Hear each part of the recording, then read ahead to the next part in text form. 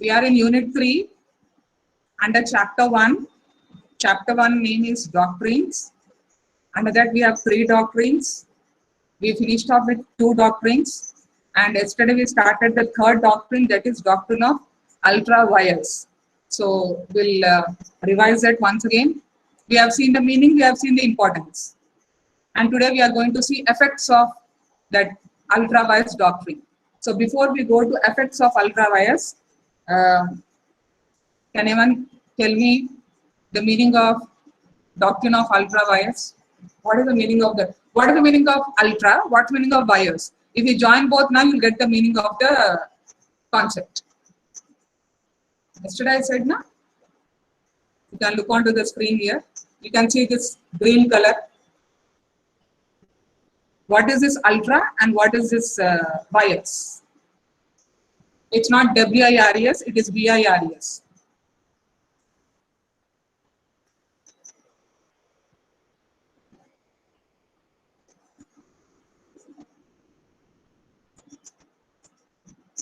You can read both the paragraphs.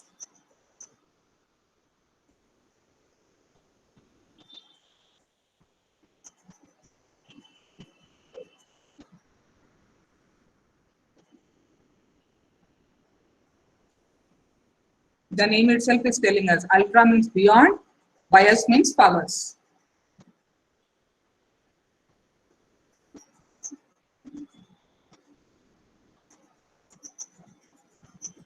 Yes, now try to make an attempt. The meaning of doctrine of ultra vires. What did I tell you all yesterday? Can the company, yes, Kushal? Beyond the authority. Beyond the powers, beyond the authority. Can the company do? Can the company go beyond its powers? No. No. If the company goes beyond its powers, that itself is doctrine of ultra vires. So let's see once again. As you already know, memorandum of association and articles of association are the 2 important documents of the company. Out of both, the most important is memorandum. And memorandum, it tells us the boundaries. It tells us the scope. It means what company should do, what company should not do. So it means what? Company must do only those things which are mentioned in the memorandum, or at least which is relating to the objectives of object clause of memorandum. In case if the company does anything which is not mentioned in memorandum, then in such case it means company is going beyond its powers. It means company is going beyond its authority. Indirectly, company is crossing its limits. So that concept, that is where the company does anything which is not mentioned in the memorandum, where the company is going beyond its powers, where the company is acting beyond its authority, that concept is called as doctrine of ultra vires. Ultra means beyond, vires means powers, going beyond the powers. It means company is doing something which it should not do. So when the company is doing something which it should not do, it clearly means it is going beyond its authority. It clearly means it is crossing its limits. So that is the meaning of doctrine of ultra vires. Now yesterday we have seen the importance now. Why do you think Companies Act might have framed this doctrine? Why do you think there should be a control on the company? If this doctrine was not there, what would have happened? You have seen my study? See here, these 2 points you see. What is the main intention of bringing this doctrine in the Companies Act? You can see there are 2 red color sentences. What is the importance of this doctrine? To protect the shareholders as well as to protect the creditors. When I say creditors, it includes debenture holders and bankers also. Why there is a need to protect the shareholders? Why there is a need to protect the creditors? Who are they to the company? They are outsiders now anyhow. Why there is a need to protect them? Because of them only the company is running. Obviously, na. Shareholders are the people who have invested. They purchase the shares. And bankers, creditors, debenture holders are the people who gave loan to the company. Just because they gave loan, just because shareholders have invested, with that money only company is running now. And how can the company misuse the money? Misuse the funds, misuse the loan given by the creditors, misuse the investment made by the shareholders. So definitely they have a right. Definitely shareholders, definitely creditors, bankers, they have a right. They have a right to know where the funds are being used. Suppose this doctrine was not there, then nobody will question the company. Company will do whatever it wants. Nobody will be there to question the company. So to put a stop on the company, to put a hold on the company, this doctrine is being introduced. It means what? Company cannot do whatever it wants. Company cannot do those things what is not there in the memorandum. If it does, it means it is going beyond its powers. So now let's see the case, the famous case. I told you all yesterday I discussed this case actually, but time got over. We'll see once again. When we say doctrine of ultra vires, the suitable case for that is this case only. Because of this case only, I mean to say that doctrine has got more importance.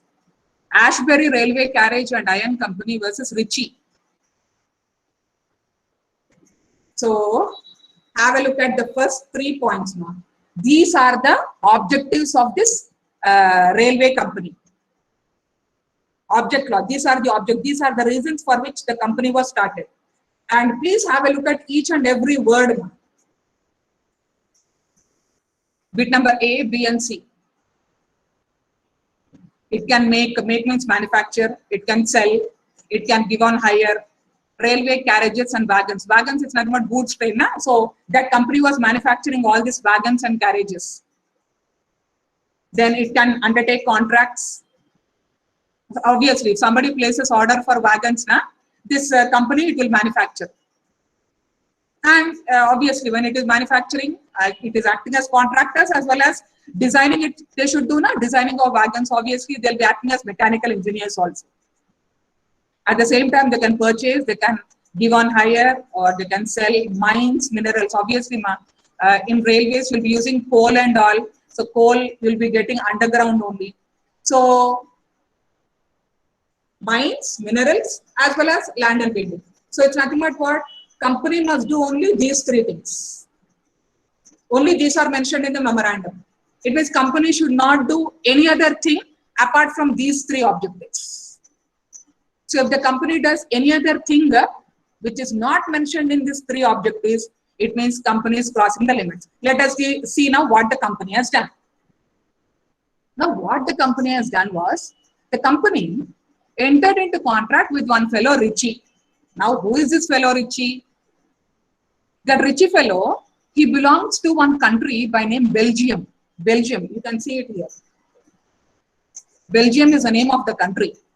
So this Ritchie fellow, what he wanted to do was, in his country, Belgium, he wanted to lay down, or he wanted to construct railway lines. Railway tracks will be there. So that Ritchie fellow, he wanted to construct the railway tracks in his country. For that, this company was sponsoring. This company was giving financial help. Again, I'm repeating. Have a look at the first 3 bits, A, B, and C. What are these A, B, and C? It means these are the objectives of the company. It means that railway company must do only these 3 objectives, or anything relating to these 3 objectives. If the company does anything which is not there in these 3 objectives, it will be ultra vires. So now in this case, what the company has done, you see, company entered into contract with one outsider by name Ritchie. And that Ritchie fellow, he belonged to Belgium country. And what that Ritchie fellow wanted to do, he wanted to, why did he enter into contract with the company? He wanted to construct railway tracks. For that, money is required. So who is sponsoring that? That company is sponsoring. That railway, that Ashbury company was giving financial help to Ritchie, who wanted to construct the railway lines in his country. Now, one of the shareholder of that Ashbury company, He filed a case on the company. How can you enter into contract with Richie and that too giving financial help? Giving financial help is not at all mentioned in the three objectives. Can you, obviously, ma, where is I mean to say manufacturing railway wagons, carriages, designing, then purchasing of mines, minerals, and where is financial? Both are totally different. So one of the shareholder filed a case on the company company saying that whatever contract you entered with Richie, it is ultra vires. The company has gone beyond the powers. Please cancel the contract. Nowhere it is mentioned in the memorandum that you can give financial help, that you can sponsor. So a case was filed on the company by one shareholder. And obviously, ma, when somebody points out your mistake, obviously, if somebody points out your mistake, like this you have done, like that you have done. Obviously, if people understand, yes, why mama said like that, or whatever it is, then yes. Then if they try to accept it, yes, next time will not repeat, then it will be a good thought. But if you think in a negative way, like what to say, now you see, shareholder filed a case on company. If the company accepts his mistake, well and good. If Richie accepts his mistake, well and good. But obviously here they are denying, both the company. Company also is denying, Richie also is denying. Richie is saying, no. Whatever contract I entered into with the company is within the powers only. Not only that, even shareholders also have given permission. Even shareholders also have said yes. You are the only one shareholder who is opposing. Remaining all shareholders, they accepted our contract. So company also was saying, we did not do anything beyond our powers. We acted within our powers only. Now the matter went to court. Now you tell me, you will get the answer from that pink color word. Have a look at the three bits ABC and have a look at the pink color word, financing, giving financial help. Look at the three objectives and tell me anywhere is it mentioned in the objectives of the company that the company can give financial help? Anywhere is it mentioned? Anywhere the word financing is mentioned here in the ABC bits? Can you see the word financing anywhere? No, na? It's totally different, ma. Manufacturing railway wagons and acting as contractors, designing the wagons, that is totally different. And where is giving finance? Both are like east and west or north and south. So in this case, it was declared that company has really gone beyond its powers. Company has done something which is not there in the memorandum. It is not there in the memorandum to give financial help or to sponsor. So this contract was cancelled. Immediately court gave the judgment that whatever contract you entered with Richie, it is something void, invalid. Okay, now we'll go on to effects of doctrine of ultra vires. So the question will be asked like this, Mark.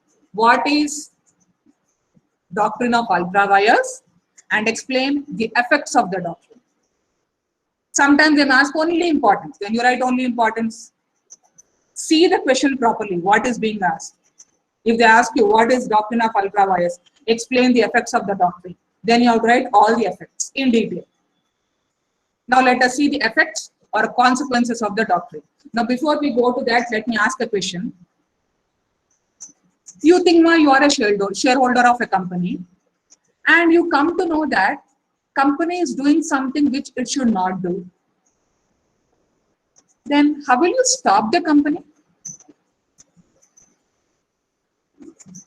You think you are a creditor or you are a banker or you are an MD, you are a shareholder. You come to know that company is doing something which it should not do. Company is going beyond its powers.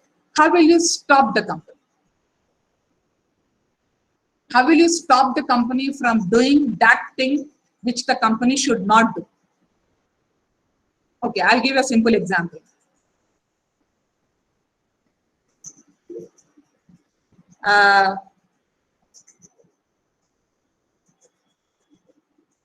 If you all do any mistake or if you people are wrong, then I can explain to you. See, this is what, this is wrong, this is right. I can explain through words. Suppose if your parents are there, if your parents are there, if you do anything which they don't like, then what is it they'll do? Maybe they'll scold you, don't do like that. Or maybe there may be a chance that they may raise their hand on you also. Obviously, is it not? If your friends are there, you come to know that your best friend is doing something which she should not do, or she's going in a wrong track, or he is going in a wrong track. As a best friend, you don't want your friend's life to get spoiled. What will you do? This general question you answer, then we'll come to company. If you come to know that your friend is doing something which she or he should not do, how will you stop your friend? You are your friend's well-wisher. You don't want your friend's life to get ruined. So how will you stop your friend? Will you be quiet? Huh? Let her do whatever she wants. Let him do whatever he wants. Why should I stop? Why should I be bothered?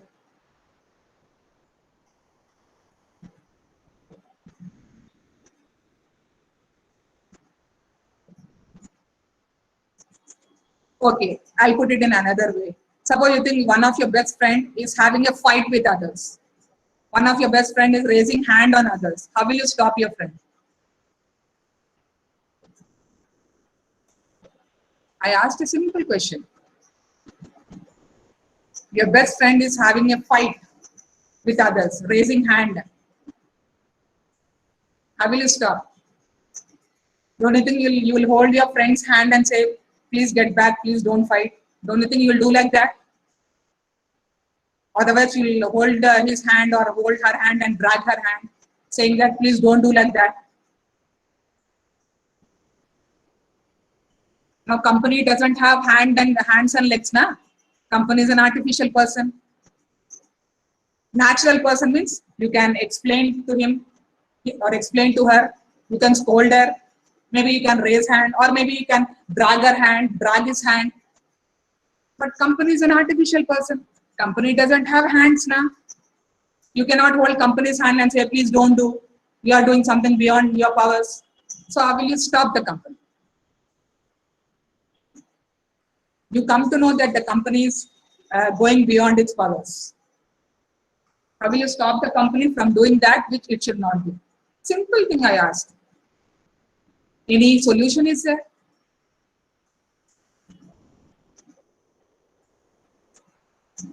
Now in that Ashbury case, what that shareholder has done, one of the shareholder, how did that shareholder stop the company from entering into already the contract was entered. One fellow filed a case, na? Shareholder filed a case, no? That's the reason the contract was cancelled, no? So what did the shareholder do? How did the shareholder stop the company from continuing with the contract?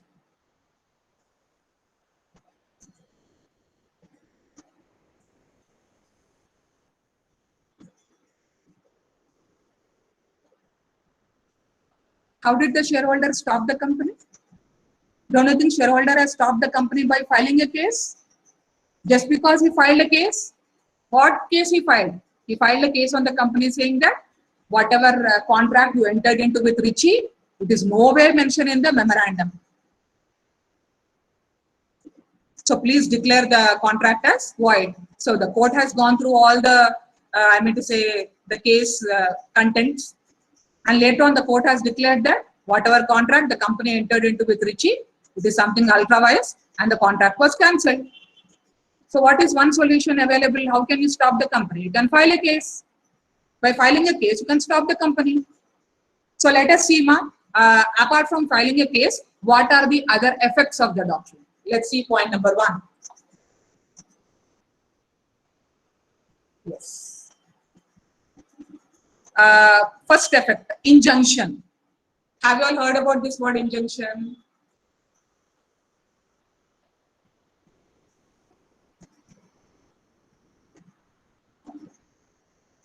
Have you all heard about this word injunction, or are you all hearing for the first time?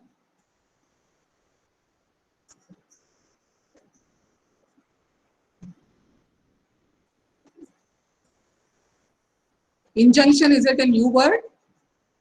Or did we come across in our previous semester?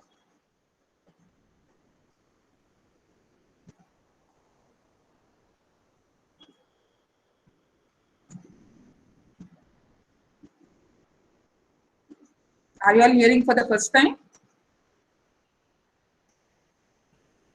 It's not injection, it's injunction.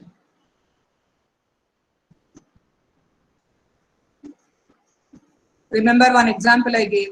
You have got your own house and your neighbor is constructing a wall which is opposing, which is obstructing your way, the gate. So how will you stop that, your neighbor? Obviously, you cannot raise hand, because if you raise hand, if you beat him, that neighbor may file a case on you. So how will you stop a person legally?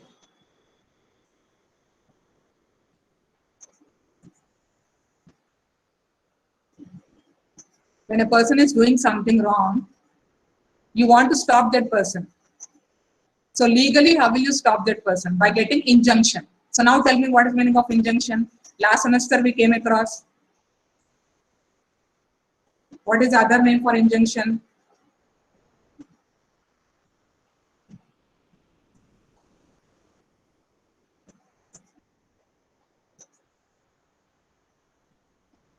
Remember last semester we heard, we have dealt with the word stay order. Is it not? We have done it, no? Stay order. Did we do or not? Yes or no?